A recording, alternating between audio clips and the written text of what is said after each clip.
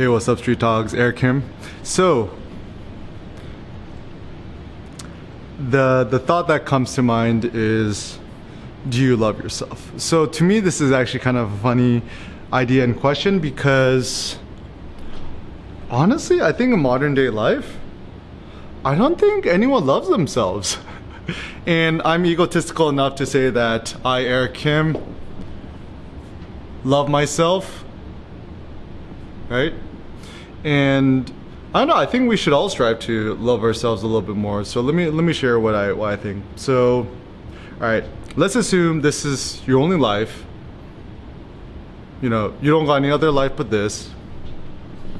Let's see what kind of angles can I do. Oh, this is pretty good. All right, so let's assume that this is the only life that you have. And after you die, there's going to be no conscious afterlife. So this is it. If that's the case, it seems like the most rational thing is to love yourself. Love the way you look, love your physique, like the amount of muscle you got, whatever. Love your thoughts, love your voice.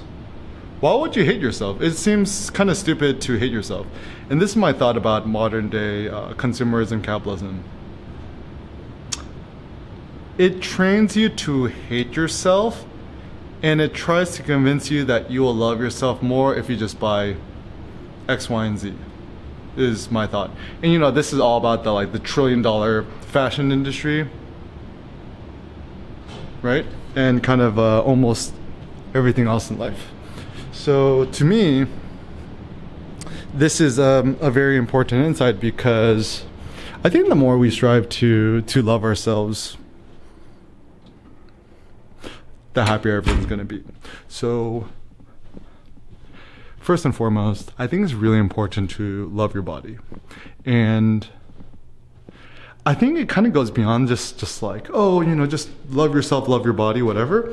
Honestly, like if you're like 40% body fat, it's gonna be very difficult for you to love your body because aesthetically, you probably is not gonna like the way it looks. So a basic thing that you can start doing is, you know, intermittent fasting, follow a more ketogenic diet, get into weightlifting or powerlifting, whatever, yoga, walking, anything that floats your boat. And certain things we cannot change. You can't change your height unless you do the weird like Korean knee extension surgery, which I heard is not very nice. Besides plastic surgery, you can't change the way your face looks. You could change your haircut, you could change your eyebrows, your glasses, whatever. But for the most part, you can't really change your face. What you could change, which is actually really cool, is you could change your muscle mass percentage or amount, and you could also control your body fat percentage. And it doesn't really matter what your genetics are because, you know, obviously there are some people who, you know, have a faster metabolism or they eat junk food and they don't get fat, whatever. But our concern isn't them. Our concern is us. And then some people might be like, oh, it's not fair that, you know, Jenny could eat 10 bags of Cheetos and she's so skinny and she looks good and she don't get fat. Whereas I just eat one donut and bada bing, bada boom, I get an extra belly roll. Or with guys too, it's like, oh, I'm a hard gainer and, you know, it's so unfair that these other dudes, you know, they just work out once a week and they're so buff. So like, it's not a good use of our energy to kind of feel like slighted or indignant that like things are more difficult on us. It's just like, let's just change ourselves. So everybody, every human being, guy, girl, female, whatever, if you increase your muscle mass, like increase muscle, right? So let's say you're, you know, currently, let's say you have 100 pounds of muscle mass.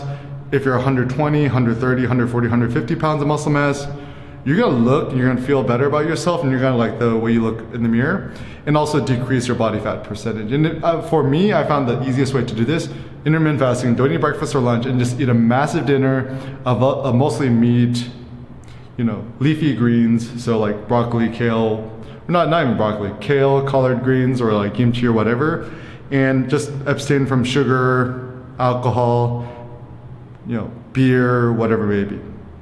Now I'm not saying that alcohol, beer, carbs, sugars, soda, whatever. It's not like morally bad or anything like that. This is the biggest problem, is that it just increases your body fat percentage. And generally speaking, I mean, it's a little bit different between guys and girls. I think for a man, optimal body fat percentage is like around 12%. I think women's a little bit higher, like 20-25%, because women actually have more body fat percentage for breasts and giving birth and breastfeeding and whatnot, whereas men tend to be leaner. So every single human, if you lower your body fat percentage, like you don't need to get down to something crazy like 5% and all like that. Just try to get once again, it seems like general guidelines for women under 25%, for men under 15%, and you're gonna feel much better about yourself. And this is a secret. Every time you take a shower and you're naked, do you like the way you look? Right? So I'm vain enough to admit that every time before I take a shower, I flex in front of the mirror and I just look at myself for a good amount. And I kind of admired my body and my muscles, kind of like I would admire looking at a Lamborghini. And this is actually my big insight, and I actually really love this idea, is that transform your body into a Lamborghini rather than trying to buy a Lamborghini. Because okay, so let's say you want to buy a lamb, it's like $250,000. Yo, you know how much meat you could buy for $250,000?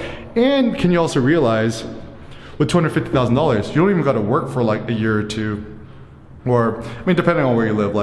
Let's say you could live well in Southeast Asia for $20,000 a year, like Vietnam, Hanoi or Saigon. Then think to yourself, oh wow, you could go with that money, you could go 10 years without even working. You could just pursue whatever ends that you want to pursue for your own sake. So it seems, the first key to loving yourself is learn to love your body. That's a big thing. And I'll talk more about this later. But anyways, so beyond that, essentially it's not striving to change your personality, because I think modern society tells us, oh, thou art a sinner, thou art, a bad person, your thoughts are illegitimate, you're born with original sin, whatever.